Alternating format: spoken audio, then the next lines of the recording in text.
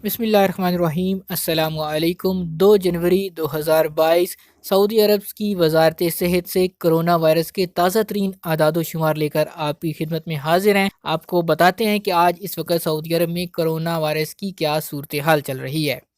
Saudi अरब की वजारत सेहत की जानब से जारी होने वाले आदाद शुमार के मुताबिक आज 2 जनवरी 2022 को सऊदी अरब में दिन 12 बजे तक 1024 नए केसेस रिपोर्ट हुए हैं, जिसके बाद टोटल केसेस की तादाद 5,58,106 हो चुकी है।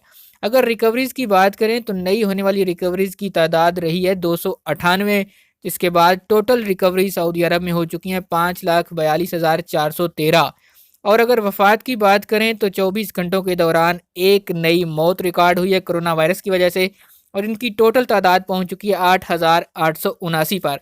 अगर क्रिटिकल केसेस की बात करें जो कि कोरोना वायरस की वजह से आईसीयू में है, इंतहाई निगहदाश्त के शोबे में ज़ेर इलाज हैं, उनकी तादाद है आज 69। अगर देखा जाए तो कल की निस्बत आज केसेस में काफ़ी ज़्यादा इजाफा देखने में आया है। कल रिपोर्ट होने वाले केसों की तादाद 846 थी और आज जो है 1000 का हिंसा भी तजावज़ कर चुका है।